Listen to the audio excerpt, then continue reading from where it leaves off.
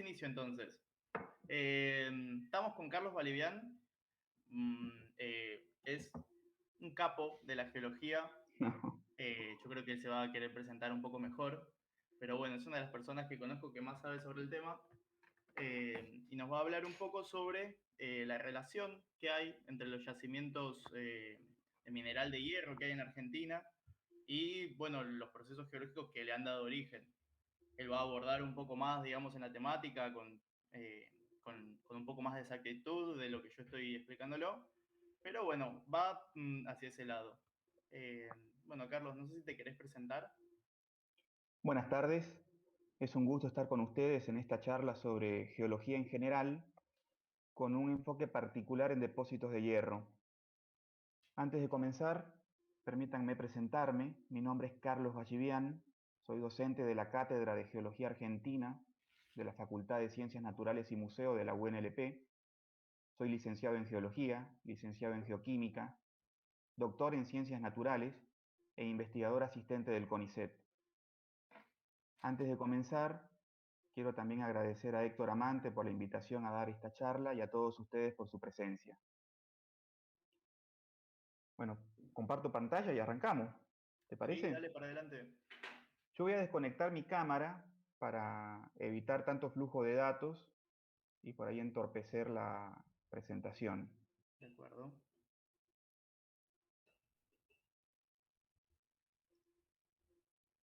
Bueno, mientras esperamos la presentación, para los que no me conocen, yo soy Héctor Amante, estudiante de materiales. Eh, Nada, no, me puse en contacto con Carlos porque, digamos, hay una materia que se llama siderurgia, que nosotros tenemos en nuestro plan de estudio, que habla un poco sobre el proceso del acero, de cómo desde la extracción del mineral hasta que sale la colada continua, los lingotes, eh, digamos, todo el proceso ese intermedio de transformación del mineral, lo vemos en la materia. Sin embargo, digamos como que hay la temática de los minerales, de hierro, y sobre todo cómo se encuentra en Argentina, es un tema que no se aborda mucho en la materia. Digamos que simplemente lo vemos un poco por arriba.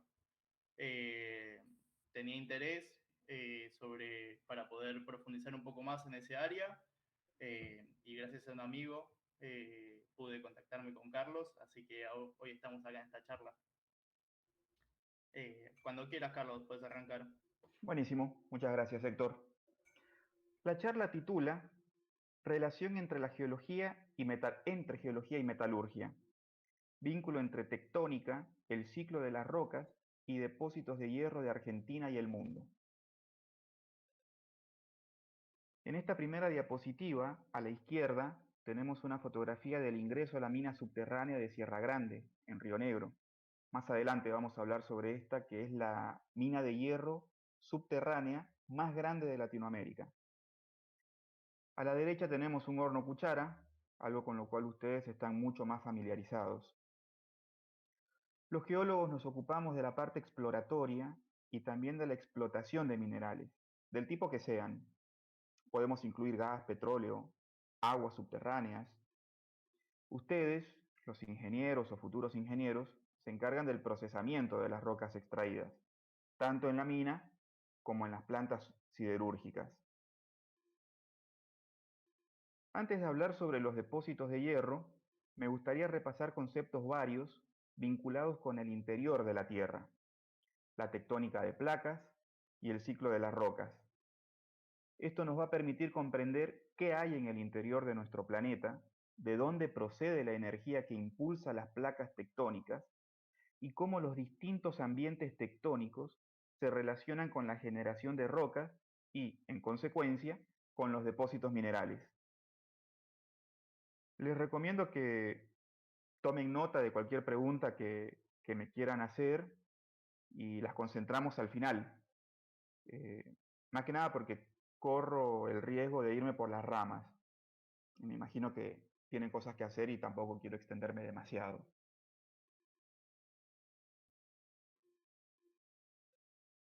Las primeras teorías sobre la composición del interior de la Tierra tienen estrecha relación con la metalurgia. Por analogía con lo observado durante los procesos de fundición, Goldschmidt, allá por 1922, propuso la existencia de un núcleo metálico seguido de una zona media compuesta por óxidos y sulfuros metálicos, una litósfera silicatada magnesiana y una corteza silicatada luminosa. En la figura también se pueden ver las propuestas de Suez, 1985, Washington, 1925, Beren y Berg, Daly, Coney-Ridman, y hay otras. Las distintas hipótesis sobre la constitución del interior de la Tierra coinciden en la existencia de un núcleo interno, una zona media y una capa externa. El conocimiento actual sobre la constitución del interior de la Tierra procede del estudio de los meteoritos y de las ondas sísmicas. No voy a profundizar en estos dos aspectos. Hoy en día sabemos que nuestro planeta está compuesto del centro hacia la superficie por un núcleo interno sólido, un núcleo externo fundido, un manto silicatado y una corteza silicatada.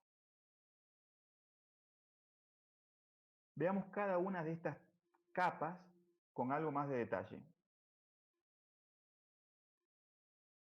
El núcleo se divide en interno y externo. El núcleo interno tiene un radio de 1275 kilómetros, una densidad media de 13 a 14 gramos por centímetro cúbico y es sólido.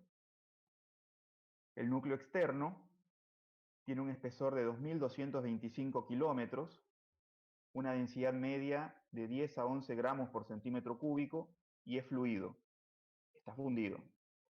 En total, el núcleo terrestre tiene un radio de 3500 kilómetros.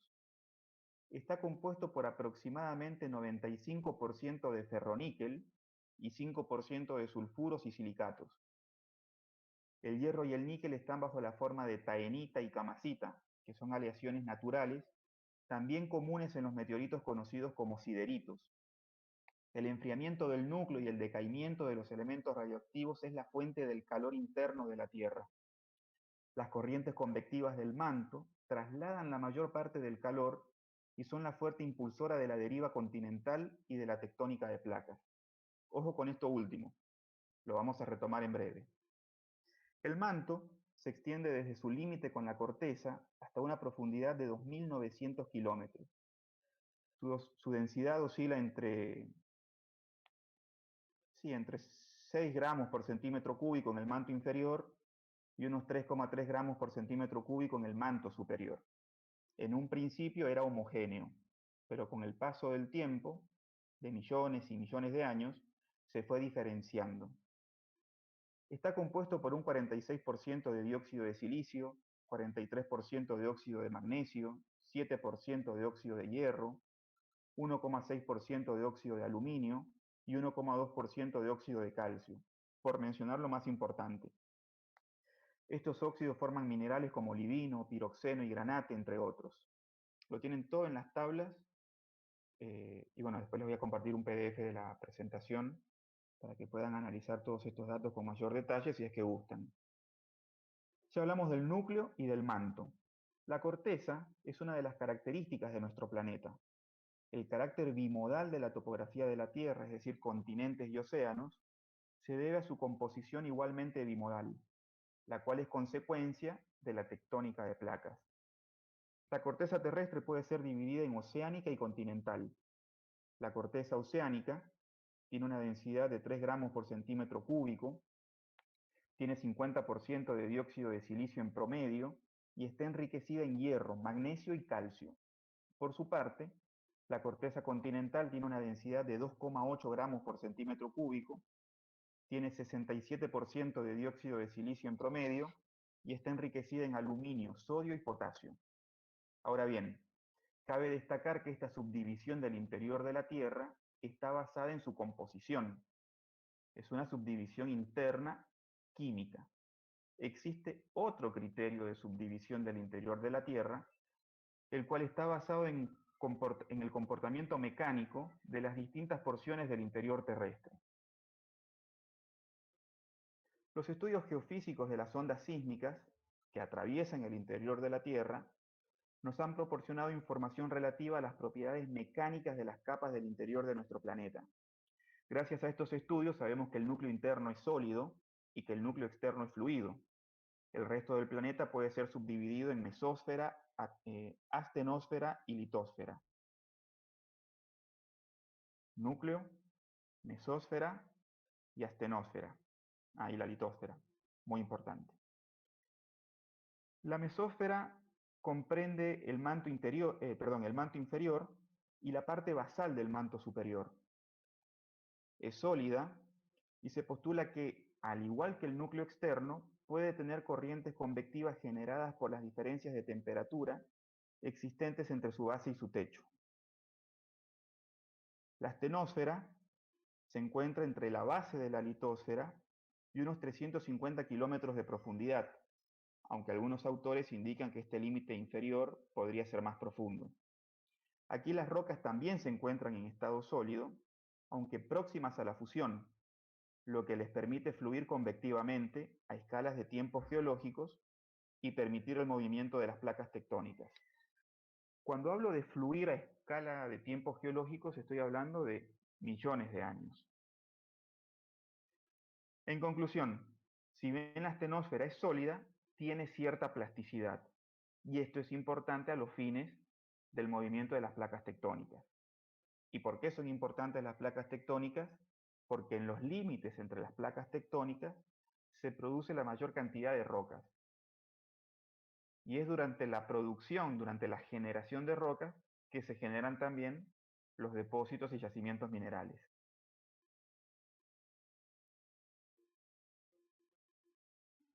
Bueno, esto es con relación, esa figura que acaba de aparecer es con relación al flujo convectivo del manto, ¿no? Que es lo que transporta el calor desde el interior de la Tierra hacia la superficie, permitiendo el movimiento de las placas tectónicas. La litósfera es la parte sólida y rígida que comprende la parte más superior del manto y la totalidad de la corteza, tanto oceánica como continental. Llega hasta los 50-100 kilómetros en los océanos y hasta los 100-200 kilómetros en los continentes. No me metí en lo de cómo las ondas sísmicas dan información sobre el comportamiento mecánico de las capas de la Tierra, porque eso da para otra charla solo sobre ese tema. Y con certeza que lo podría explicar muchísimo mejor un geofísico. La litósfera terrestre, que se apoya y flota, por así decirlo, sobre la astenosfera, está dividida en varias placas tectónicas. Estas placas tectónicas son placas litosféricas que, como dije recién, se apoyan sobre la astenosfera. Podríamos imaginarlo como que flotan sobre la astenosfera, la cual fluye convectivamente, permitiendo que las placas tectónicas experimenten distintos tipos de movimientos relativos entre sí, entre ellas. Las principales placas tectónicas de la Tierra son las placas euroasiática, norteamericana, del Pacífico, antártica, sudamericana, africana, australiana, de Nazca e India, solo por citar las más grandes.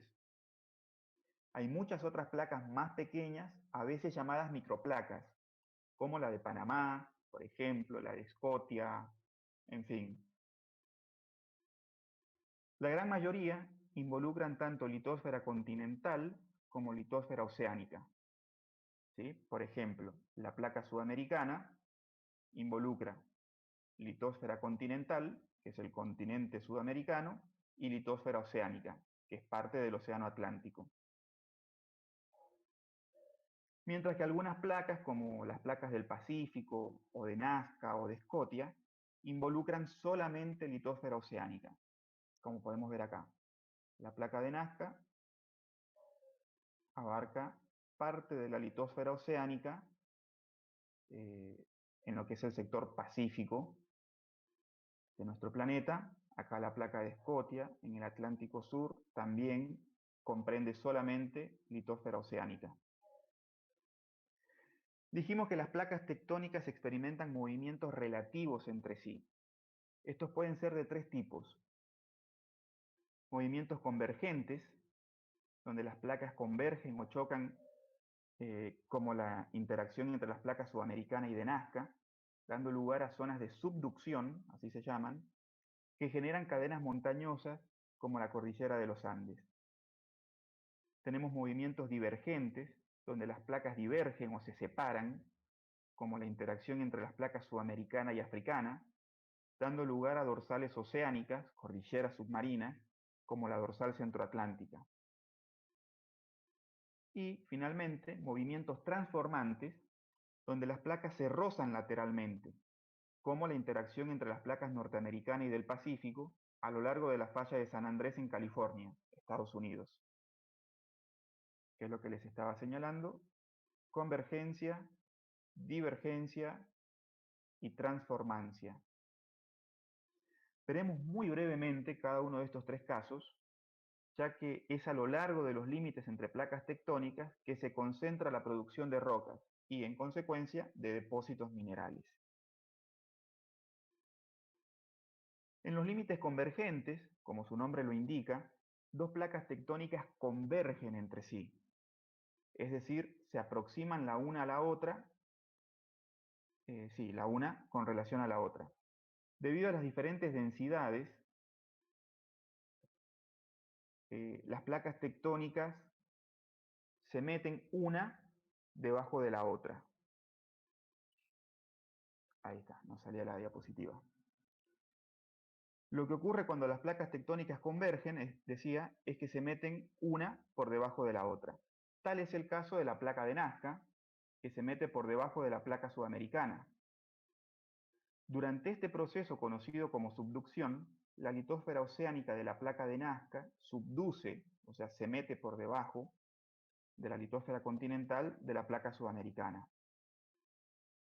En este caso, la litósfera oceánica lleva consigo materiales que se encuentran hidratados. La liberación del agua en profundidad favorece la disminución del punto de fusión de los materiales del manto que se encuentran en este sector señalado en azul, conocido como una cuña mantélica. Esto genera grandes cantidades de roca fundida, es decir, de magma, el cual asciende a través de la corteza, solidificándose en profundidad y generando rocas ígneas plutónicas como los granitos, o derramándose y solidificándose en superficie para formar rocas ígneas volcánicas como las andesitas. Los procesos que generan rocas ígneas plutónicas, como los granitos, nosotros no los vemos porque ocurren a grandes profundidades. 3 kilómetros como mínimo, 5 por lo general, y más también. Sin embargo, los procesos que generan rocas ígneas volcánicas sí los vemos. Tal es el caso de lo que está ocurriendo en este momento en Hawái o en las Islas Canarias. Y también a lo largo de la cordillera de los Andes, por supuesto. Hasta acá, ¿alguna pregunta? ¿Algo que no se haya entendido de esto? Porque es muy importante.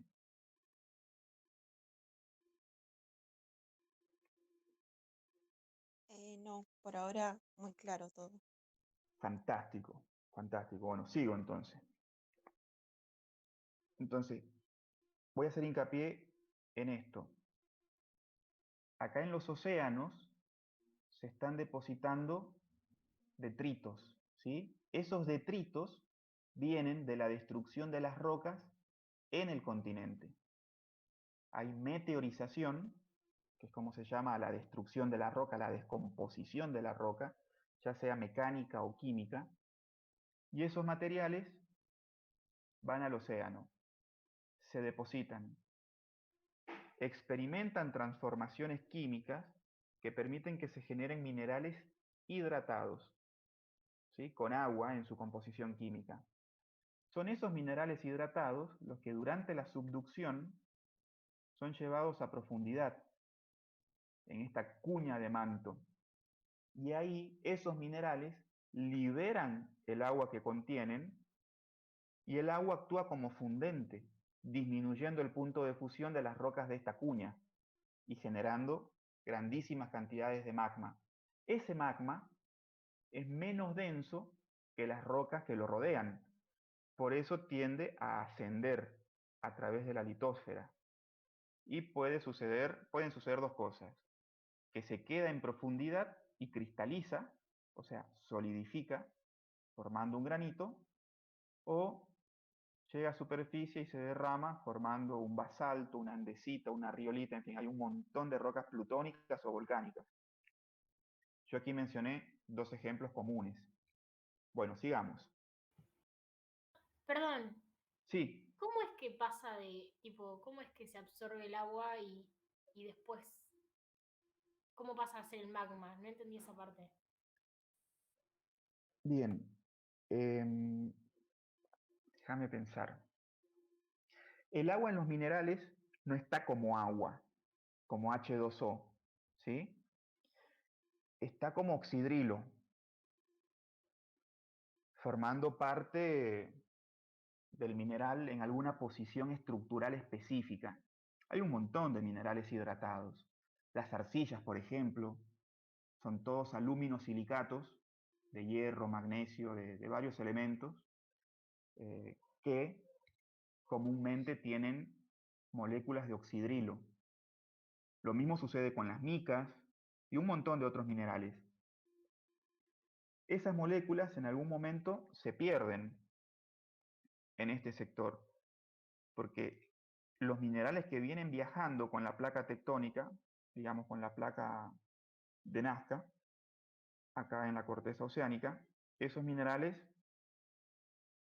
tienen una determinada característica bajo determinadas condiciones de temperatura y presión, a la cual se encuentran acá, en el fondo del océano. Cuando esos materiales son subducidos y llegan a estas profundidades, aquí imperan otras condiciones de temperatura y presión. Entonces, los minerales pasan de estar bajo condiciones termodinámicamente estables a otras condiciones termodinámicamente inestables. Y es esa inestabilidad la que empuja a los minerales a transformarse, digamos, del mineral A al mineral B. El mineral A es inestable bajo esas condiciones, el mineral B es más estable. Y es en esa transformación química, mineralógica, que se ganan o se pierden elementos. Bueno, aquí lo que normalmente se pierde es ese oxidrilo. ¿Sí? Oxidrilos entre oxidrilos se van juntando, van confluyendo esas moléculas, formando agua, y es el agua el que está actuando como fundente en ese sector de la litósfera. ¿Más o menos contesté tu pregunta? Bien, bien. Estoy tratando de no dar mucho detalle porque, No, no, está bien, sí, se entendió, se entendió. bueno, buenísimo. Hacé de cuenta que acá tenemos A, el mineral A, y acá, bajo estas nuevas condiciones, A da B más C. Bueno, B es el nuevo mineral, C es el oxidrilo que se libera, que eventualmente se convierte en agua. Bueno, sigamos entonces. Perdón, Carlos, te interrumpo un Sí, segundo. Aquellos estudiantes que quieran pasar la asistencia a la charla como AFC, por favor pasar en el chat de la charla al final de la charla si quieren para no interrumpir o ahora, cuando ustedes gusten. Los datos que pedí, nombre completo, número de alumno y mail. Con eso nos vamos a contactar con el director de carrera y para que se pase la actividad como actividad de formación complementaria. Eso solo, cierro. listo, sigo entonces. La convergencia, seguimos hablando de convergencia, también puede ocurrir entre dos litósferas oceánicas. En el caso anterior, que tranquilamente podría ser el caso del borde occidental de Sudamérica, con la cordillera de los Andes, teníamos una litósfera oceánica más densa que se mete por debajo de una litósfera continental menos densa. Bueno, acá tenemos dos litósferas oceánicas involucradas, como ocurre entre las placas filipina y del Pacífico. En este caso, la placa que subduce es aquella de mayor densidad, es decir, la placa del Pacífico, en este caso. La actividad magmática, con el tiempo, formó las Islas Marianas. El óvalo amarillo indica la ubicación de las Islas Marianas, mientras que la línea roja marca la fosa de las Marianas, el lugar más profundo del planeta, en donde la placa del Pacífico se mete por debajo de la placa filipina. O sea que estamos se los comento. Dentro de lo que es la fosa de las Marianas, hay un punto específico, que aquí no sé dónde está, pero que se llama Abismo Challenge, o Challenger, sí. Ese es el punto más profundo del planeta. Tiene poco más de 11 kilómetros de profundidad, como dato de color. Si la actividad magmática continúa aquí en las Marianas, las islas crecerán en tamaño y volumen, llegando a convertirse en un microcontinente, como Japón, por ejemplo. Cuando una litósfera oceánica subduce bajo una litósfera continental, puede ocurrir que otra litósfera continental converja hacia la primera a medida que la litósfera oceánica es consumida. Imaginen una línea transportadora, una banda transportadora que va llevando cajas. La cinta transportadora es la litósfera oceánica y las cajas son la litósfera continental. Si a la salida de la cinta transportadora se traba una caja, por detrás va a venir otra y va a chocar, y por detrás otra, y se amontonan las cajas. Bueno, eso es lo que puede llegar a suceder cuando, a medida que se va metiendo litósfera oceánica por debajo de un continente, esa litósfera oceánica que subduce va trayendo consigo una masa continental. ¿Se entendió el ejemplo que di en el aire? Cuando esto sucede, las masas continentales involucradas colisionan, ¿sí? Los continentes colisionan, como ocurre entre la placa india y la placa eurasiática. La colisión de la India contra el sur de Asia es la responsable del levantamiento de la cordillera del Himalaya, señalada en amarillo. Lo mismo sucede con África, que está empujando desde el sur contra Europa, cerrando el mar Mediterráneo. Algún día, europeos y africanos van a poder cruzar frontera caminando. Bueno, Alpes de por medio.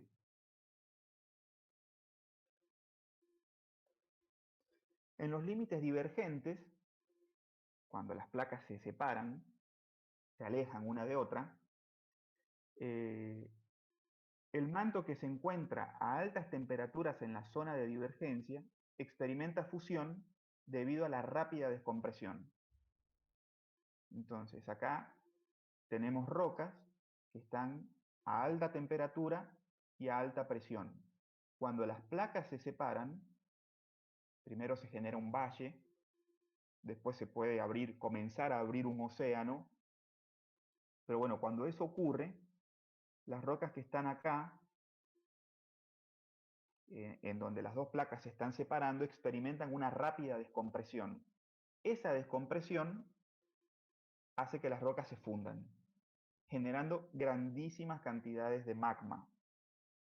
Ese magma se va derramando hacia uno y hacia otro lado del límite entre las placas, formando cordilleras submarinas, como la dorsal centroatlántica, y otras más. Estas cordilleras recorren los océanos, así más o menos como las costuras en una pelota de béisbol. Y esto es lo que permite que el fondo oceánico continuamente se expanda. En este momento, el este de África se está separando del resto del continente a través del valle de Rift del este africano, que es esto que tenemos acá en rojo en este mapa esquemático de África. Esto es el Gran Valle de Rift del este africano. Por otra parte, cuando los océanos se están abriendo, como es el caso del Océano Atlántico, las zonas de divergencia están marcadas por extensas cordilleras submarinas, como ya dije, y este puntualmente es el caso de la dorsal centroatlántica. ¿Sí? ¿Quedó claro lo que sucede acá? En el caso de las zonas transformantes, de los límites transformantes, dos placas tectónicas se rozan lateralmente. Así como si como sucede como cuando nos frotamos las manos, bueno, así más o menos. Y esto ocurre entre las placas norteamericanas y del Pacífico actualmente a lo largo de la falla de San Andrés. ¿Sí? Ahí está el movimiento lateral del cual hablaba, y ahí tienen una vista aérea de la falla de San Andrés. Obviamente que límites divergentes, convergentes, transformantes los tenemos por todos lados. Yo simplemente estuve mencionando algunos ejemplos y no podemos hablar de límites transformantes sin mencionar la falla de San Andrés. Por varios motivos, pero sobre todo y principalmente porque coincide con una de las regiones de Estados Unidos más densamente pobladas, con todo lo que implica, ¿no?, cuando hay un gran sismo. Bien, considerando todo lo visto hasta el momento sobre la estructura interna de nuestro planeta, el flujo térmico y la tectónica de placas, resulta evidente que tanto la actividad sísmica como la actividad volcánica se concentran a lo largo de los límites entre las placas tectónicas. En este mapa vemos la localización de epicentros de sismos recientes, y su relación con las zonas activas. A lo largo de estas mismas zonas se concentra la actividad volcánica, la cual es la expresión superficial de procesos generadores de magma que ocurren a grandes profundidades bajo la superficie terrestre. ¿Ven cómo las zonas sísmicas y volcánicamente activas delimitan las placas tectónicas? Acá, por ejemplo, podemos dibujar la placa de Nazca. Acá la placa africana. Perfectamente. Y acá como que se está comenzando a dibujar ese nuevo límite entre placas, entre el este de África y el resto del continente africano. Ya a esta futura nueva placa la llaman la placa de Somalia o somalí. Bueno, y así otros casos, la placa filipina por acá, la sudamericana. Acá hay un límite que no está muy bien marcado en esta figura, pero bueno, la placa sudamericana, la de Escocia, aquí abajo, etc. Es en las zonas tectónicamente activas en donde se lleva a cabo gran parte del ciclo de las rocas. Este ciclo nos ayuda a comprender cómo se forman los distintos tipos de rocas y cómo unos se convierten en otros mediante diversos procesos geológicos. Tomemos como ejemplo lo que ocurre en las zonas de subducción. Allí, la fusión que ocurre en las rocas de la cuña mantélica genera grandes cantidades de magma, el cual asciende a través de la corteza, solidificándose en profundidad y generando rocas ígneas plutónicas como el granito, o derramándose y solidificándose en superficie para formar rocas volcánicas como el basalto. Las rocas ígneas experimentan meteorización y erosión, esto en la superficie de nuestro planeta, debido a la exposición a los agentes atmosféricos. Meteorización y erosión debido a los agentes atmosféricos. Esto produce la destrucción mecánica o química de las rocas y la generación de sedimentos.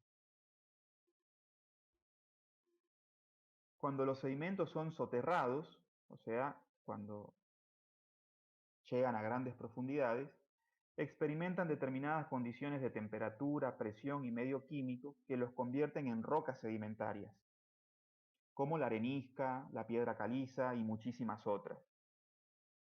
Si las rocas ígneas o sedimentarias son sometidas a elevadas temperaturas y presiones, normalmente a grandes profundidades, estas experimentan transformaciones químicas y mineralógicas que las convierten en rocas metamórficas, como la pizarra, el esquisto, el mármol y muchísimas otras. Finalmente, a temperaturas aún mayores, las rocas metamórficas experimentan fusión, convirtiéndose nuevamente en magma, el cual origina rocas ígneas y así sucesivamente. Obviamente esto que les estoy mostrando es una simplificación, no obstante, a los fines de esta charla nos basta y sobra. ¿Alguna duda sobre esto? No. Bien, recuerden, las rocas ígneas pueden ser plutónicas o volcánicas. Plutónicas cuando el magma se enfría y solidifica en profundidad.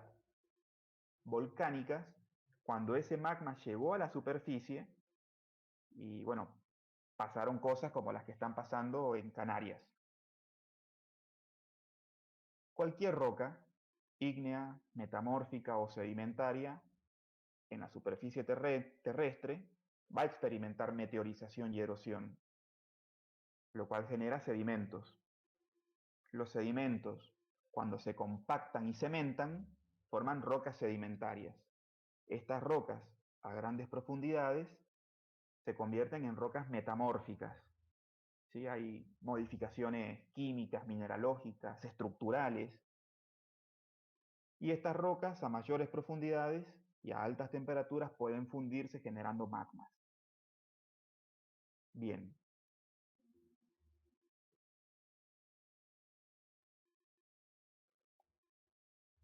Pero, ¿de qué están formadas las rocas? Todas las rocas están formadas por minerales. Estos son compuestos sólidos inorgánicos con una estructura cristalina ordenada y una composición química variable dentro de ciertos límites. Son el resultado de procesos geológicos. Los granitos, por ejemplo, frecuentemente utilizados en la fabricación de mesadas, están principalmente compuestos por cuarzo, feldespato y mica. Tengan en cuenta que los minerales no siempre tienen formas geométricas, como los cristales de cuarzo de la diapositiva. Los cristales son llamados así porque tienen una estructura cristalina, es decir, ordenada. Las formas que a veces vemos en muestras de mano son la expresión de ese ordenamiento interno. Que dicho ordenamiento se exprese o no depende de si los cristales tuvieron o no espacio suficiente para crecer sin la interferencia de otros individuos. ¿Sí? Ahora sí estamos en condiciones de hablar sobre depósitos de hierro, pero vamos a ir de a poco. Todo lo anterior fue necesario para entender mejor lo que vamos a ver a continuación. Vimos que el hierro es el principal constituyente del núcleo terrestre, junto con el níquel.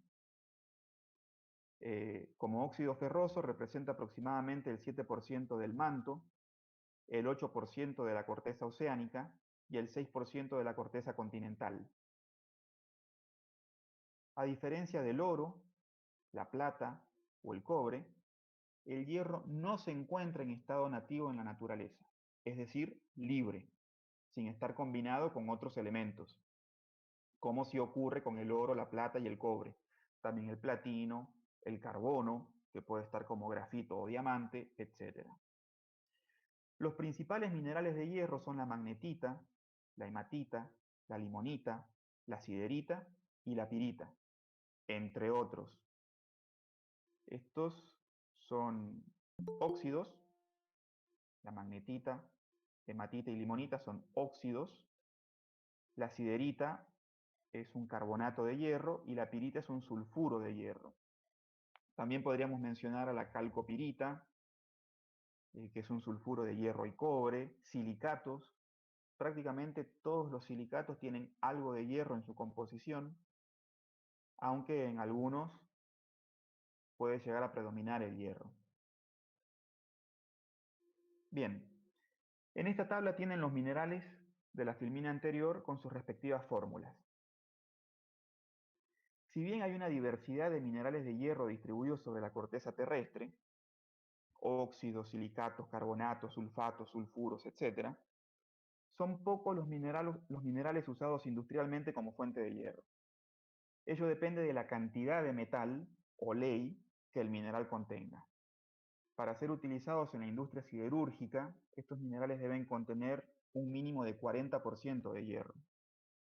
Las impurezas, o ganga, que siempre acompañan a los minerales de hierro, disminuyen el porcentaje de hierro de las rocas. La magnetita contiene 72,3% de hierro, la hematita 69,9%, la limonita 60%, la siderita 48,3% y la pirita 46,6%. Estos porcentajes son teóricos y suelen ser menores debido a la presencia de impurezas en el mineral o a la misma presencia de la ganga. Otro factor que puede condicionar el uso de un mineral de hierro como materia prima para la obtención de acero es la presencia de ciertos elementos que pueden dificultar el proceso o que le comuniquen al producto características indeseadas. Tal es el caso del azufre, asociado al hierro en la pirita. Además de disminuir la calidad del acero, el azufre forma ácidos durante el proceso industrial, los cuales son peligrosos y a veces difíciles de manejar. En este mapa puede verse la ubicación de distintos tipos de yacimientos de hierro del país, pero en lugar de hablar sobre la sistemática de los yacimientos de hierro, voy a enfocarme en dos tipos de yacimientos de hierro, dando ejemplos argentinos. El primero de estos tipos relaciona rocas ígneas con rocas sedimentarias, originando rocas metamórficas, que son las que contienen la mineralización de hierro. El segundo tipo se relaciona con rocas sedimentarias únicamente. Después vamos a ver brevemente cuál es la principal región productora de hierro de donde se abastece Argentina y bueno, donde hay otros tipos de estos depósitos alrededor del mundo. Comencemos entonces. Imaginemos una secuencia sedimentaria de varios miles de metros, es decir, capas de rocas sedimentarias dispuestas unas sobre otras, como si se tratase de las capas de una torta. Esto que estamos viendo es una sección transversal al terreno. Esta secuencia está compuesta por diversos tipos de rocas sedimentarias. En el ejemplo tenemos conglomerados, formados por detritos de más de 2 milímetros de diámetro, areniscas, formadas por detritos de 0,062 a 2 milímetros de diámetro, y pelitas, formadas por detritos de menos de 0,062 milímetros de diámetro. También tenemos calizas, que resultan de la precipitación química de carbonato de calcio. Por encima tenemos más areniscas y pelitas. Tengan en cuenta que la depositación de este paquete sedimentario tomó millones de años, como todo en geología, o casi todo.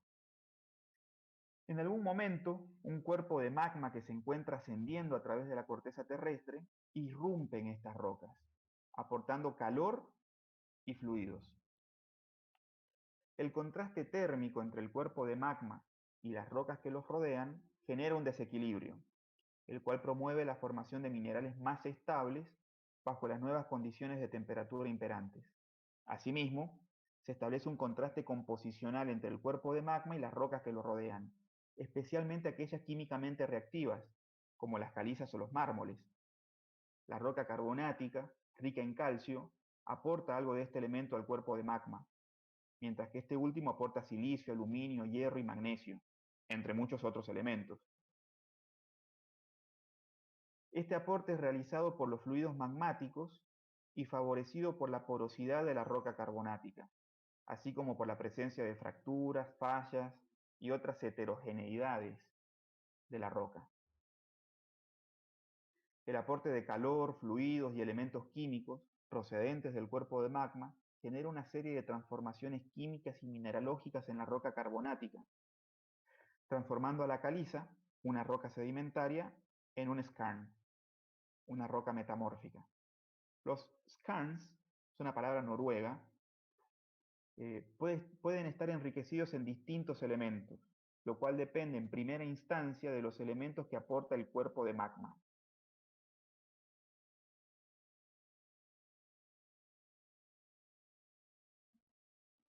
Voy a volver para atrás para mostrarles el mapa. En el caso de Argentina, tenemos varios skarns, principalmente a lo largo de la región andina del país, ¿sí? Que es la región volcánicamente más activa. ¿Qué necesitamos para que se formen skarns entonces? Un cuerpo de magma que aporte calor y fluidos, además de los elementos, en nuestro caso hierro, y una roca químicamente reactiva, con la cual esos fluidos puedan reaccionar precipitando los elementos que aporta el cuerpo de magma. En nuestro caso, hierro, ya sea para formar magnetita, hematita, siderita, pirita. Ya vamos a ver algunos ejemplos y qué minerales se pueden estar formando. En Argentina tenemos algunos ejemplos de skarns con mineralizaciones de hierro, principalmente en Neuquén y Salta. En Neuquén podemos citar al skarn de Campana Mahuida y al skarn Cerro Caicayén. El skarn de Campana Mahuida se encuentra a unos 22 kilómetros al sureste de Loncopué. La mineralización de hierro está alojada en calizas de 160 millones de años, conocidas como formación La Manga. Los fluidos mineralizantes fueron aportados por cuerpos de magma que cristalizaron formando rocas ígneas de 74 millones de años, que son las señaladas con rojo. Esto que estamos viendo es un mapa geológico, es decir, una vista en planta. Entonces, tenemos las rocas de la formación La Manga, que son estas, de 160 millones de años de antigüedad, que son intruidas. O sea, en algún momento, un cuerpo de magma se mete en esas rocas, aporta calor, aporta fluidos, aporta elementos, principalmente hierro en este caso, generando la mineralización. Ese magma que se metió cristalizó, dando lugar a una roca que tiene una edad de 74 millones de años. Bueno, en el skarn de Campana Mahuida, la mineralización principal consiste en magnetita, hematita, pirita y calcopirita. La intensa alteración superficial de los óxidos, sulfuros y silicatos, produjo limonitas con cuarzo y arcilla, entre otros minerales. Las zonas con alteración superficial tienen una ley de 55% de hierro. Algunas empresas realizaron trabajos exploratorios en el skarn de Campana Mahuida. Actualmente no se encuentra ni en exploración ni mucho menos en explotación. El skarn del Cerro Caicayén se encuentra a unos 17 kilómetros al suroeste de Chosmalal. La mineralización de hierro está alojada en las rocas sedimentarias de 200 a 144 millones de años de antigüedad, correspondientes a los grupos Cuyo y Lotena. Los fluidos mineralizantes fueron aportados por un cuerpo de magma que cristalizaron formando rocas ígneas de unos 50 millones de años de antigüedad, nuevamente señalado con las flechas rojas. Esto también es una vista en planta. La mineralización principal consiste en pirita y magnetita, con escasa calcopirita y trazas de oro. La intensa alteración superficial de los óxidos y sulfuros produjo limonitas. La zona con alteración superficial tiene una ley de 95% de óxidos hidratados de hierro. O sea, tenemos 95% de mena y solo 5% de ganga. Bueno, habría que hacer los cálculos y ver a qué porcentaje de óxido de hierro o de hierro corresponde ese 95% de limonitas. Cabe destacar que cuando hablamos de limonita o limonitas, más correcto, no estamos hablando de un mineral, sino de un grupo de minerales, entre ellos la guetita, por ejemplo. Pero es más fácil hablar de las limonitas como un grupo, porque normalmente son mezclas de todos ellos, que estar individualizando a cada mineral. Y son óxidos hidratados de hierro. Bueno, volviendo al skarn del Cerro Caicayén, entre 1974 y 1981 se extrajeron 26.664 toneladas de mineral de hierro. O sea, este sí fue explotado, pero ya no está en actividad. Con relación a los depósitos tipo skarn, podemos citar otro ejemplo, ubicado en la provincia de Salta. Se trata del skarn de hierro de Acay. La mina de hierro del Nevado de Acay se encuentra a 25 kilómetros al sureste de San Antonio de los Cobres. La mineralización principal es la magnetita. Simplemente se los menciono para que sepan que hay otros casos, como ya mencioné, principalmente a lo largo de la región andina de nuestro país. Y repito, necesitamos dos cosas. Rocas químicamente reactivas, como las calizas, podrían ser también los mármoles, y un cuerpo de magma que se meta en esas rocas aportando calor, fluidos, elementos químicos.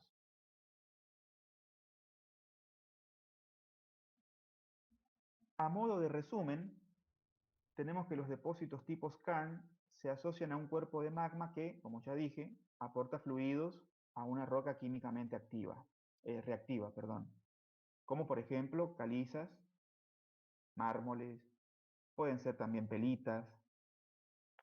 Estos fluidos, al reaccionar con la roca reactiva, depositan la mineralización, la cual puede ser de variados elementos, entre ellos el hierro. Acá tenemos un ejemplo de un skarn de hierro. Esta roca está compuesta principalmente por magnetita y calcopirita. No son muy copadas a veces de ver en el campo. Digamos que son rocas aburridas, si se quiere, no con minerales lindos, de colores llamativos. Lo importante sí es lo que tienen esos minerales en su composición química. Bueno, estos fluidos, al reaccionar con la roca reactiva, depositan la mineralización. En el caso de Argentina, estos depósitos se encuentran principalmente, como ya dije, repito, en la región andina, vinculados al magmatismo responsable del levantamiento de la cordillera de los Andes. La mayoría de estos depósitos están citados y apenas estudiados. Algunas empresas realizaron estudios de superficie, tanto geoquímicos como geofísicos, y pocas se animaron a alguna que otra campaña de perforaciones. Sin lugar a dudas, faltan estudios tendientes a determinar la factibilidad económica de estos depósitos. Tengan en cuenta que no basta con saber que el mineral está presente. Tenemos minerales de hierro, perfecto. Lo que tenemos que hacer después es averiguar qué volumen de mineral hay. Y mientras hacemos eso, analizamos las rocas químicamente para saber cuánto del elemento de interés hay en los minerales y en las rocas. Y eso se hace a través de estudios de superficie, tomando muestras de superficie, tomando muestras de subsuelo, haciendo estudios geofísicos. El geofísico en la exploración geológica es como el radiólogo para el médico. Antes de una operación, conviene ver sin intervenir, ver de qué estamos hablando. Puede ser una tomografía computada, también lo que ustedes quieran. Vemos sin intervenir. Y a partir de eso que vemos sin intervenir, tomamos decisiones para después intervenir aquello que nos interesa y no otra cosa. Porque en el caso de la minería en general, para nada conviene meternos con rocas que no están mineralizadas o con sectores que tienen baja ley. Conviene siempre apuntar a aquellos sectores de mayor ley, por cuestiones económicas, logísticas, etc.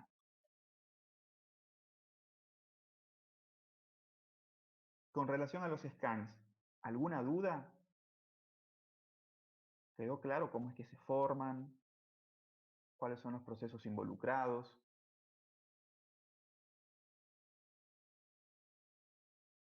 Bueno, asumo que sí. Bueno, perfecto. Sí. Ahora vamos a hablar de depósitos de hierro de naturaleza sedimentaria, es decir, relacionados a rocas sedimentarias. En este caso voy a mencionar dos ejemplos argentinos que fueron importantes y que por diversos motivos actualmente no se encuentran en explotación. Estoy hablando de la cuenca ferrífera del norte argentino, en Salta y Jujuy, y del yacimiento de Sierra Grande, en Río Negro. Para comprender cómo se originaron los sedimentos ferríferos, debemos considerar los siguientes aspectos. ¿De dónde proviene el hierro? ¿Cómo llegó al lugar de sedimentación? ¿Qué provocó la formación de minerales ricos en hierro? ¿Qué cambios posteriores afectaron a estos minerales? Vamos por partes. Se considera que el hierro procede de regiones continentales que en el pasado geológico tuvieron escaso relieve. y que estuvieron sometidas a condiciones de clima cálido a templado y húmedo. Esto favoreció la descomposición química de rocas ricas en hierro. Esta sería la fuente del hierro. Tenemos una región donde hay rocas que tienen minerales ricos en hierro. Y esos minerales son inestables bajo condiciones de clima cálido y húmedo. ¿Qué le pasa al mineral? Se descompone. ¿Qué le pasa al hierro? Si estaba en estado reducido, se va a oxidar. Y el hierro en la superficie terrestre, cuando está en estado oxidado, es mucho más móvil que en estado reducido. Puede pasar a solución y ser transportado por las aguas.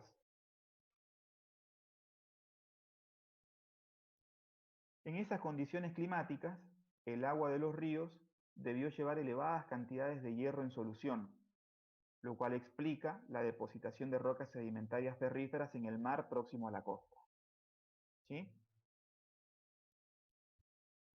La formación de los minerales de hierro en una cuenca marina es un proceso químico que requiere condiciones anóxicas en el agua de mar, es decir, de bajo o nulo contenido de oxígeno disuelto. Las rocas sedimentarias de la cuenca ferrífera del norte argentino y del yacimiento Sierra Grande son ambos de edad silúrica, es decir, se trata de rocas que tienen entre 440 y 420 millones de años de antigüedad. Casi nada, ¿eh? El silúrico habría sido un periodo de lenta circulación de corrientes oceánicas y de propagación de aguas marinas con poco o nada de oxígeno, por lo que las condiciones fueron propicias y el hierro procedente del continente pudo ser acumulado en un mar verticalmente zonificado, esto cerca de la costa. Por zonificación vertical me refiero a una zona aerobia, oxigenada, cerca de la superficie. Una zona disaeróbica, con escaso oxígeno a mayor profundidad, y una zona anaeróbica, sin oxígeno, por debajo de la zona anterior. Por cambios posteriores que afectaron a los minerales de hierro, que se formaron y depositaron en esos mares,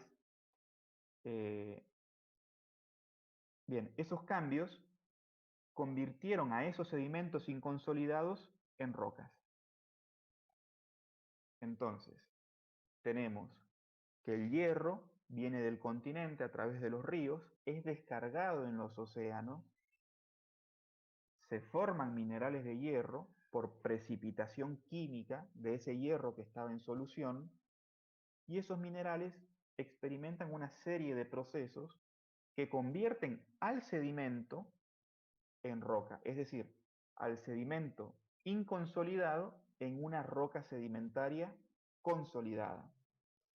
Los procesos que convierten a un sedimento en roca son la compactación y la litificación, y ambos ocurren por aumento de presión a medida que los sedimentos son soterrados, es decir, que progresivamente van alcanzando mayores y mayores profundidades.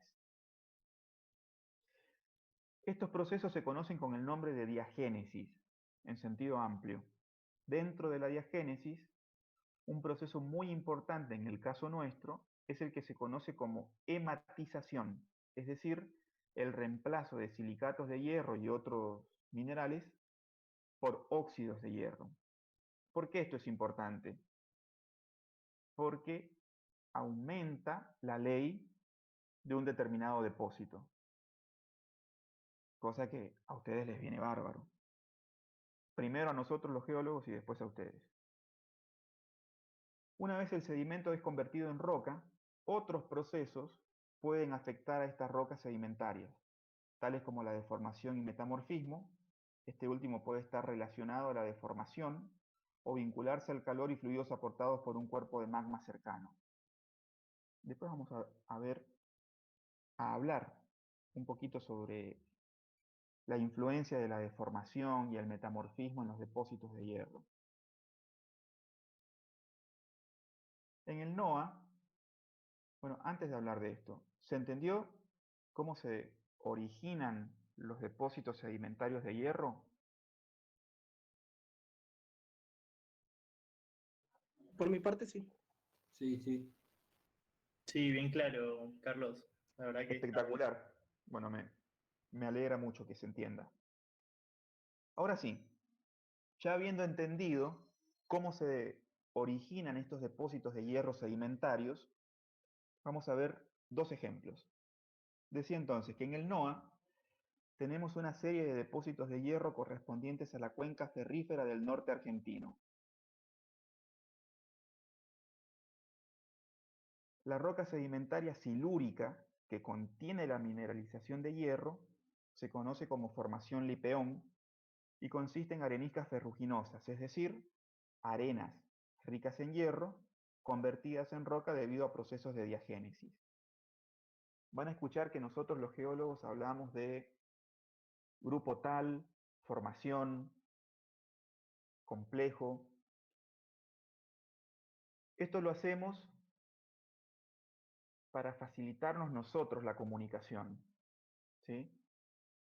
Por ejemplo, si yo a otro geólogo le hablo del complejo Buenos Aires y no doy más detalles y seguimos hablando del complejo Buenos Aires, que esto, que lo otro, él ya sabe que le estoy hablando de las rocas más antiguas de las sierras de Tandil, que consisten principalmente en migmatitas, neises, granitos, entre otras rocas, con edades comprendidas entre 2000 y 2200 millones de años.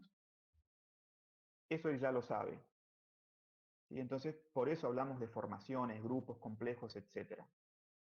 En este caso, estamos hablando de la formación Lipeón, que tiene determinadas características. Y para los geólogos conocedores del noroeste argentino, no les tengo que dar más detalles. Formación Lipeón, ellos ya saben de qué estoy hablando.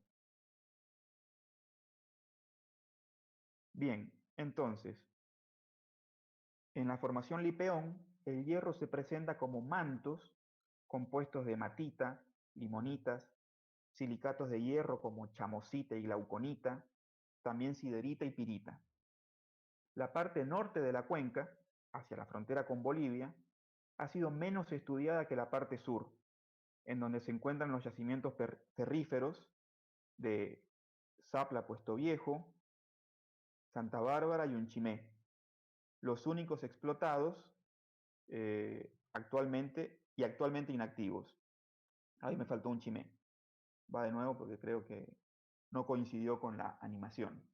Decía entonces, Zapla Puesto Viejo, ahí cerquita de San Salvador de Jujuy, Santa Bárbara, un poquito más al este, y al sur, Unchimé. Y decía que, ahí está, decía que estos tres son los únicos yacimientos explotados en el NOA asociados a la formación Lipeón, pero los tres están actualmente inactivos. La explotación más importante se dio en Zapla, en la mina 9 de octubre. En 1951 se instalaron los Altos Hornos.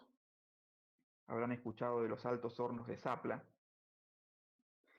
El hierro sedimentario del NOA tiene muchos problemas por su alto contenido de fósforo, del orden de 1,17% de óxido de fósforo, que afectaba a los revestimientos de ladrillos refractarios de los hornos al formar ácido fosfórico, corrosivo, por supuesto.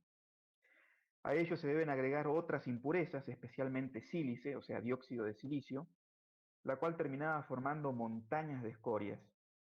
El azufre se encuentra en concentraciones de entre 0,05 y 0,22%. Eso en cuanto a lo que molestaba. La ley del mineral es baja, de 41,5% de óxido de hierro en promedio, cuando las mejores menas de magnetita a nivel mundial están en el orden del 60% de óxido de hierro. Para el área de Zapla Puesto Viejo, ahí cerca de San Salvador de Jujuy, se midieron reservas minerales de 19.400.000 toneladas.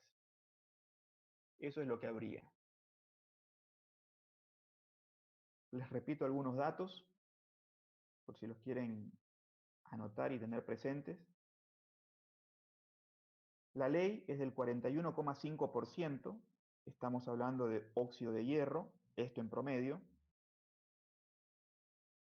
1,17% de óxido de fósforo, 0,05 a 0,22% de azufre. Y se midieron reservas por 19.400.000 toneladas. Esto solamente en Zapla. Ahora vámonos a la Patagonia.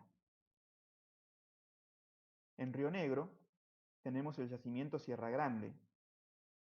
La roca sedimentaria, también silúrica, que contiene la mineralización de hierro, se conoce como Formación Sierra Grande y consiste en areniscas ferruginosas, muy similar a lo que pasa en el NOA.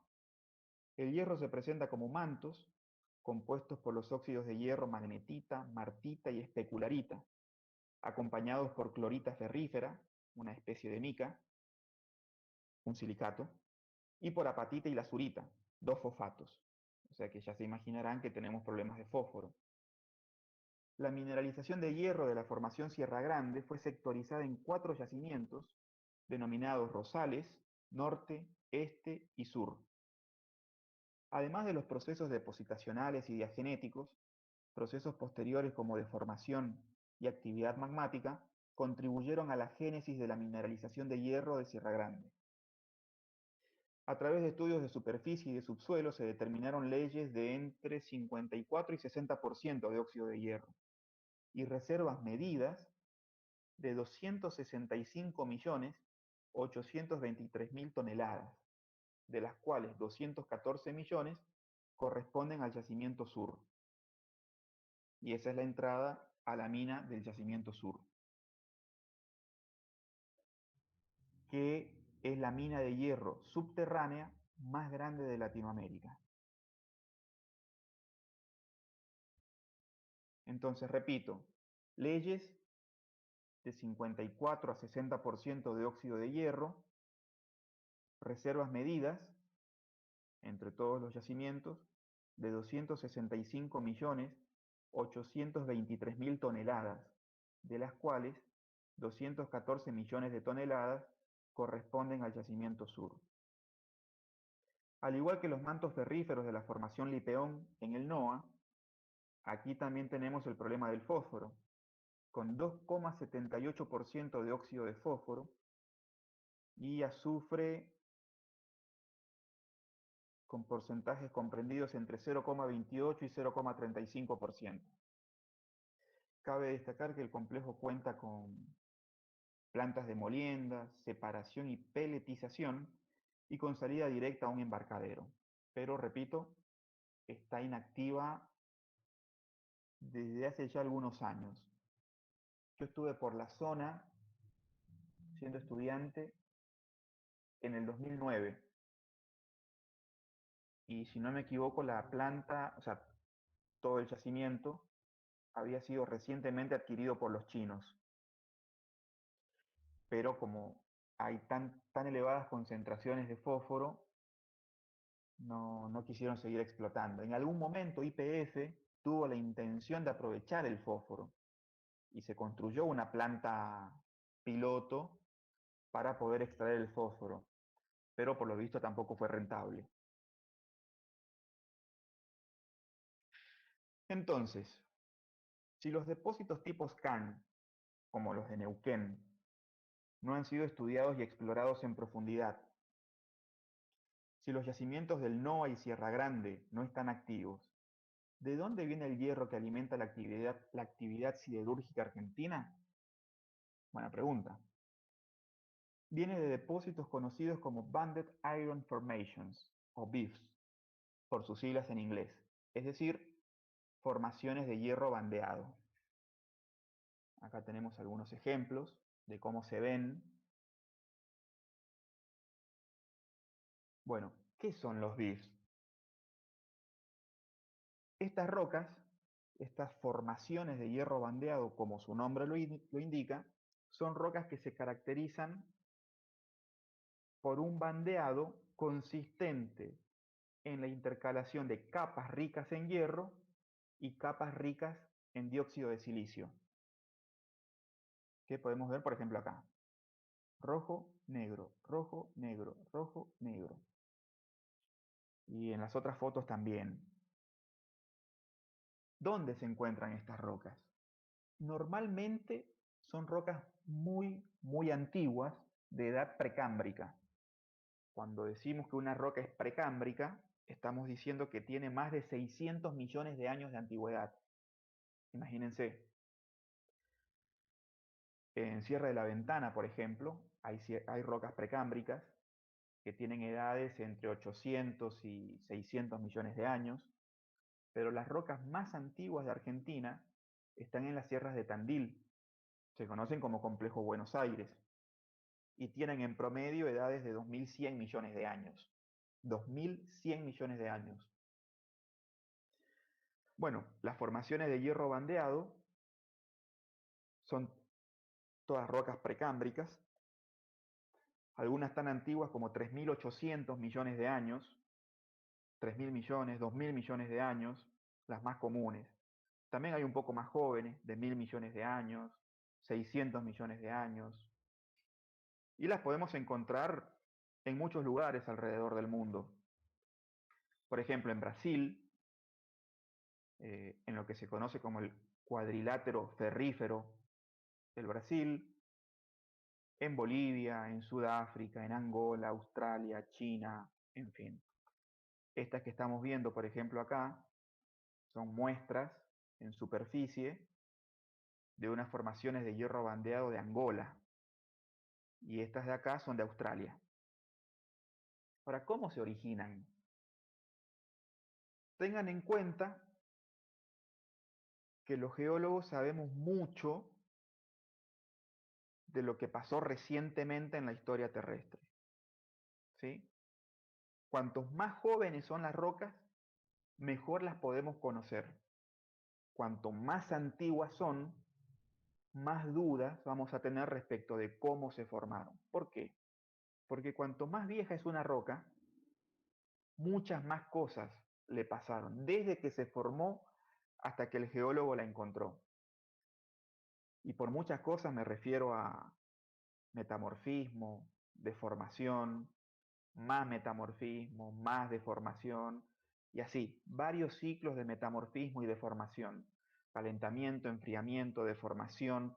Por ejemplo, vean que en esta muestra tenemos un pliegue. Eso quiere decir que la roca experimentó deformación, algo que vemos muy claramente en esta fotografía. ¿Ven que la roca está plegada? Bueno, los plegamientos son estructuras que se originan después de la depositación y formación de los sedimentos y rocas. Pero volvemos a la misma pregunta, ¿cómo se originan los BIFs? La verdad es que no lo sabemos a ciencia cierta. Hay muchas hipótesis, muchas discusiones al respecto, pero creo que muchos expertos están más o menos de acuerdo en que se originan por procesos de precipitación química. Tendrían que haber habido en ese momento oscilaciones climáticas, ambientales, que permiten ese bandeamiento, esa intercalación de capas ricas en hierro con capas ricas en silicio. Bueno, pero ¿por qué no podemos llegar a saber a ciencia cierta cómo es que se originaron? Precisamente por la larga historia que sufrieron, que desdibujó por completo la textura y la estructura original de los materiales a partir de los cuales se formaron esas rocas. Ya bastante con que haya sobrevivido el bandeamiento, ¿sí? Ese bandeamiento característico es primario, es original de la roca, de cuando los sedimentos precipitaron químicamente. Pero ¿por qué todos los BIFs son precámbricos? ¿No hay formaciones de hierro bandeado más jóvenes? Por ejemplo, del Paleozoico, del Mesozoico más reciente. No. ¿Y por qué? Porque esto se relaciona con condiciones ambientales, climáticas, tanto atmosféricas como oceánicas, tectónicas y de todo tipo, que fueron muy particulares durante el Precámbrico. esas condiciones fueron exclusivas de ese momento de la historia terrestre y no se volvieron a repetir. Por eso es que los beefs están restringidos al precámbrico en cuanto a su edad. Los procesos todavía no los tenemos muy en claro. Pero bueno, a modo de resumen, ¿qué es un beef? Es una roca precámbrica, o sea, muy antigua, de más de 600 millones de años de antigüedad, consistente en una intercalación de capas ricas en hierro y ricas en silicio. Los BIFs en general suelen tener leyes de óxido de hierro en torno al 60%. Y es de estas rocas de donde se extrae principalmente la mayor parte de la producción de hierro del planeta. ¿Y de dónde viene el hierro que se utiliza en Argentina? Bueno, viene de una formación de hierro bandeado ubicado en el oriente boliviano, en el departamento de Santa Cruz, puntualmente en la provincia Germán Busch. En Bolivia, o sea, el país se divide en departamentos y los departamentos en provincias, al revés de como es acá. En este sector, bien cerca de la frontera con Brasil, tenemos el Cerro Mutún. Bueno, el Cerro Mutún es un BIF, o sea, una formación de hierro bandeado. No encontré mucha precisión sobre la geología, porque debe estar muy estudiado, pero la información debe figurar en informes técnicos, no en trabajos científicos publicados, no sé, en el Sevier y otras editoriales científicas.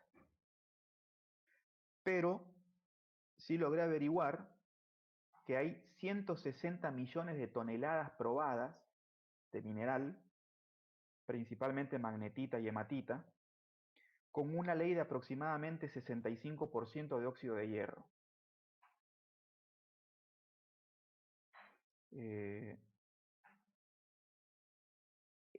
Tiene una historia larga este yacimiento porque durante mucho tiempo era un gigante dormido, así se lo conoce allá en Bolivia, así le dicen al Mutún, un gigante dormido, porque hubo mucha intriga política, que si le damos la concesión a esta empresa, que a la otra, hubo una empresa india, Jindal, y ahora no sé si no están los chinos metidos ahí también. Así que bueno, es del Cerro Mutún, de donde viene el hierro que se utiliza en Uruguay, en Argentina, en Paraguay. Y recuerden que el yacimiento es una formación de hierro bandeado, que debe tener unos 600 a 700 millones de años de antigüedad por donde está. Así que bueno, muchísimas gracias por su atención. Eso es todo lo que preparé para contarles en el marco de esta charla. Traté de no irme por las ramas. Muchas gracias.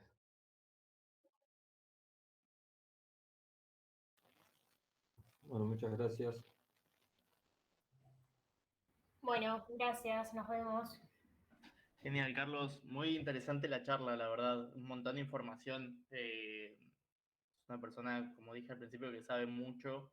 Se notó que hacías fuerza para no profundizar en algunos temas en particular, que se ve que te apasionan un montón. Pero bueno, súper interesante. También está bueno cómo lo pudimos relacionar con, bueno, con lo que nosotros vamos viendo, ¿no? En la carrera, los minerales de hierro. Es interesante saber cómo se forman, dónde están. Así que nada, súper expeditiva la charla. No sé si hay alguien que quiera hacer alguna pregunta, Sí, eso. que quiera hacer algún aporte.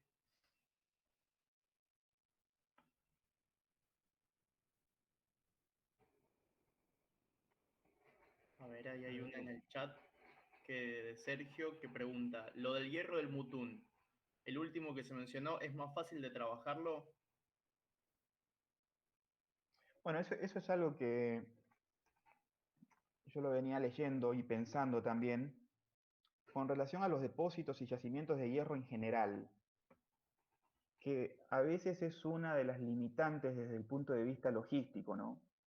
Porque tenemos el yacimiento, perfecto, sabemos que hay mineral, lo podemos explotar y habrá que ver de qué depende, de dónde está el yacimiento en primer lugar. Si queda en una región muy inhóspita, tenemos todo en contra. Tenemos que tener agua, primero que nada, para el campamento minero, para la planta de procesamiento. ¿Qué tipo de maquinaria necesitamos? No es lo mismo encarar roca dura que roca alterada, meteorizada, que se desgrana. Eso es mucho más fácil, mucho más económico. En el caso del Mutún y de la mayoría de los yacimientos de hierro a nivel mundial, indistintamente del tipo de yacimiento, lo que sucede, o sea, nosotros los podemos explotar primero que nada porque los podemos caminar, más o menos los podemos caminar. O sea que están a flor de piel con relación a la corteza terrestre. ¿Eso qué implica? Que van a experimentar alteración mecánica o química debido a los agentes atmosféricos. Eso siempre genera una capa superficial de meteorización con predominancia de limonitas. Por debajo de eso normalmente está la roca un poco más intacta. O sea, el material primario, como puede ser la magnetita, la hematita, la siderita. ¿Y qué es lo que tienen de bueno las limonitas? Que suelen concentrar el hierro, porque como es la roca original, digamos la magnetita, la hematita, más la ganga, lo que suele suceder es que esa ganga experimenta una alteración distinta a la que experimentó la magnetita o la hematita. Entonces se pierde silicio, se pierden un montón de otros elementos y se concentra el hierro. Entonces se suele apuntar primero a donde están concentradas las limonitas, en esa capa de meteorización, de alteración. Por esas dos cosas, es un material que se disgrega con mayor facilidad y que está concentrando el hierro. Entonces, la ley es mayor.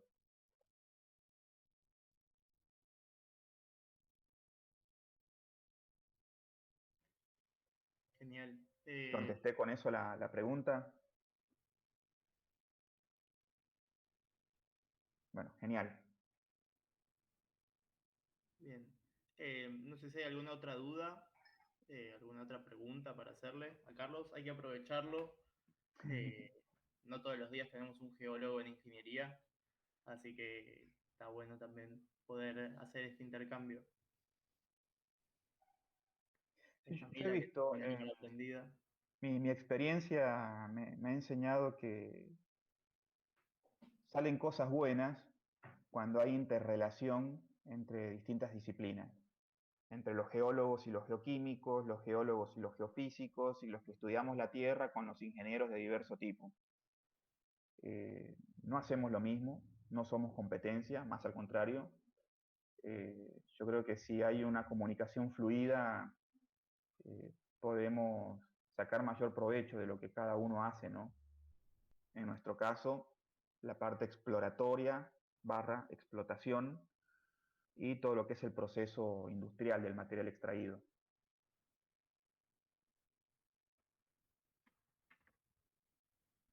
Genial. Yo me quedé con una duda para hacerte sobre esto que decís un poco. Y es, digamos, ¿qué es lo que se necesita para poder explorar y en todo caso poder explotar estos yacimientos que hay en la Argentina, ¿no? Que fuimos viendo, los que hay en Zapla, en Sierra Grande, los que están en Neuquén. ¿Qué hace falta para poder volver a reactivar aquellos que están inactivos o poder profundizar aquellos que tienen interés, digamos, que más o menos están identificados al parecer? Es muy compleja la pregunta y muy difícil de responder porque hay muchos factores en juego. Lo primero que necesitas es un país con reglas claras, que sea atractivo para la inversión, que sepa cómo está marcada la cancha y cuáles son las reglas del juego, y que esas reglas no cambien al corto o mediano plazo. Porque para saber qué hay en el subsuelo, se invierten millones de dólares, si no miles de millones de dólares. Y en estos casos hablamos de inversiones de riesgo, porque invertimos para saber qué hay. No necesariamente sabemos de antemano que hay algo. Hay algún indicio en superficie, capaz que alguien alguna vez hizo una exploración, o sea, un pozo, y encontró algo interesante. Bueno, para saber si vale la pena explotarlo a escala industrial, hay que perforar mucho más, hay que cubicar, como se dice en geología, es decir, cuantificar el volumen mineralizado, saber de cuántas toneladas estamos hablando. También entra en juego el valor del mineral en el mercado. Por ejemplo, hay momentos en los que un determinado elemento no conviene explotarlo, porque si lo vendemos, lo vamos a vender barato. Entonces por ahí se sigue trabajando en la parte exploratoria, mientras se espera un momento más favorable para vender ese material a un mejor precio. Eso por un lado. Por el otro, una vez identificado el yacimiento, o sea, ya exploramos, ya sabemos qué hay y cuánto hay. Puede jugar muy en contra la calidad del material. Por ejemplo, la presencia de impurezas. Eso puede desanimar la explotación. Puede ser más barato traerlo de afuera que encarar la explotación de algo que tiene muchas impurezas, que después hay que procesar para eliminar esas impurezas. Es decir, implicaría un proceso secundario de eliminación de esas impurezas.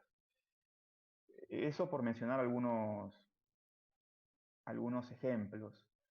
Y con respecto a lo que pregunta Sergio, dice qué tipo de minería es recomendable para el ecosistema. Por ejemplo, la minería de cielo abierto para él es muy destructiva. Y no es una cuestión de gustos, es algo que te lo va a imponer la geología.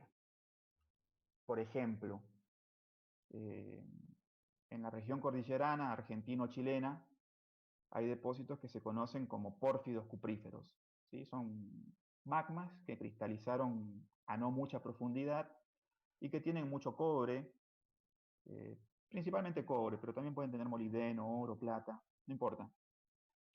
Pero el cobre está diseminado, no es que vamos a encontrar cobre nativo, capaz que sí, pero no en general.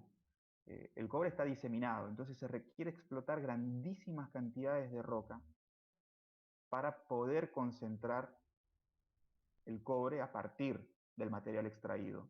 Lo mismo puede pasar con determinados yacimientos de oro, de plata, pero repito, eso lo impone el tipo de roca y la geometría del yacimiento.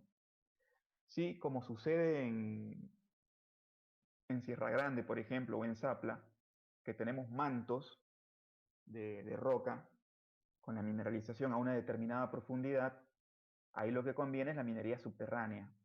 ¿Por qué? Hay que meterse, encarar el nivel y explotarlo. Si la profundidad es grande, hay mucho material arriba que no nos interesa. Y remover eso que no interesa, que no sirve, es caro. Entonces es mejor hacer una galería, una serie de galerías para extraer el mineral. Eso puede ser lo más recomendable. Por ejemplo, acá en la provincia de Buenos Aires, en la zona de Olavarría, se hacen canteras a cielo abierto para extraer caliza y a partir de ella fabricar cemento, como el cemento Avellaneda, Loma Negra, etc. Y son minas a cielo abierto porque es lo que permite la geología. Si bien las rocas son mantos, y por ahí lo ideal sería un laboreo subterráneo, son minas a cielo abierto porque la roca no permitiría construir galerías subterráneas, debido a sus características geomecánicas, etc. Entonces siempre termina siendo un juego que pretende buscar la optimización económica.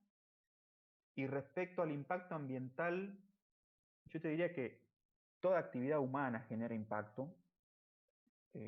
Nosotros obviamente necesitamos de materias primas para mantener la sociedad tecnológica en la cual vivimos, pero también hay que tener en cuenta que en países más desarrollados, que tienen políticas mineras serias, como pueden ser Japón, España, eh, siempre que hay un plan de minado, es decir, un plan para extraer un material, hay un plan de post-minado, es decir, hacemos un terrible agujero en la tierra para extraer el mineral, perfecto, necesitamos, porque es lo que la roca permite o exige, pero después no vamos a dejar el agujero.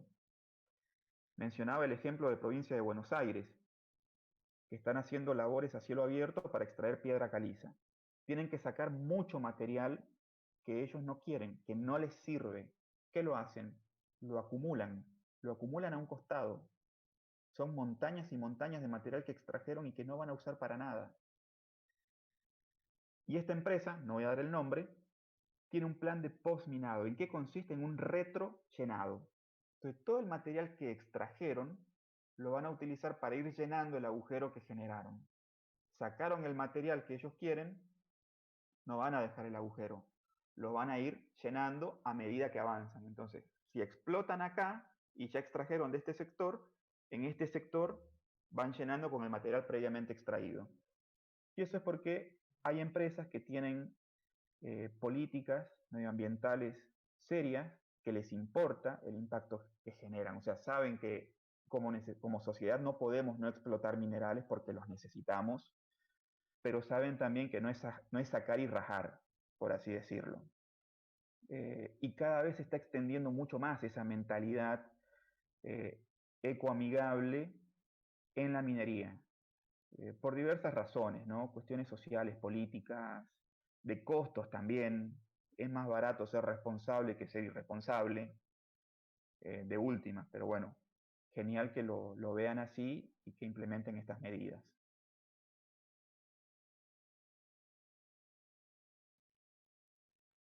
Genial, Carlos. Vamos a dejar lugar para una última pregunta, si es que la hay. Eh, Ahí, Sergio. Qué bien, Sergio, que te haya gustado. Recuerden, tengan en cuenta que eh, la minería no es mala. El malo es el irresponsable, como individuo o como empresa, o sea, el que no hace las cosas bien. Porque las cosas siempre se pueden hacer de la mejor manera posible. Para eso están los ingenieros, que en estos casos son los que se encargan de idear las formas más eficientes de extraer el mineral, de pensar después en estas cuestiones como el retrollenado o el postminado, ingenieros ambientales, de todo tipo. Pero la minería en sí no es mala.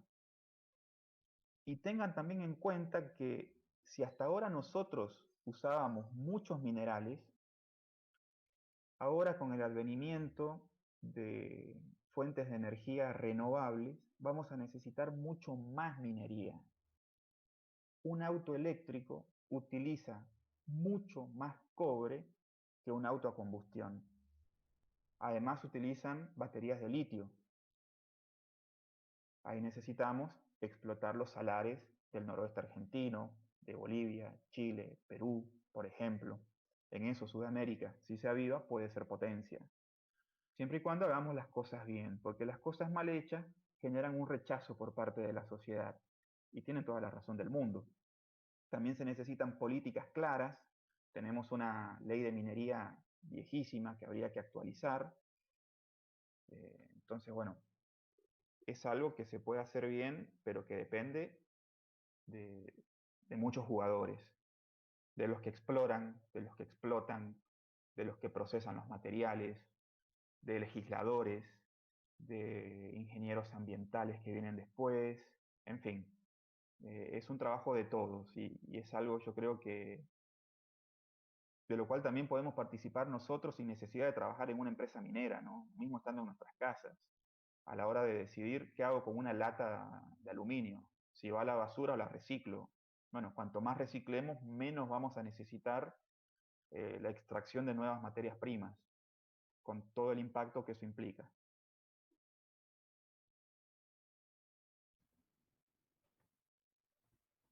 Genial. Bueno, Carlos, muchísimas gracias por la charla. De vuelta, súper instructiva, muy interesante. Gracias a todos y todas por venir. Espero que les haya gustado. Sergio ya dijo que le gustó un montón. Eh, Así que nada, nos estamos encontrando en otro momento. Ojalá que así sea. Muchísimas gracias, Héctor, por la invitación y a todos ustedes por su presencia, por su atención. Mil gracias. Gracias a vos por venir. Bueno, hasta la próxima. Hasta la próxima. Buena Adiós. semana. Igualmente. Chao. Chao, hasta luego.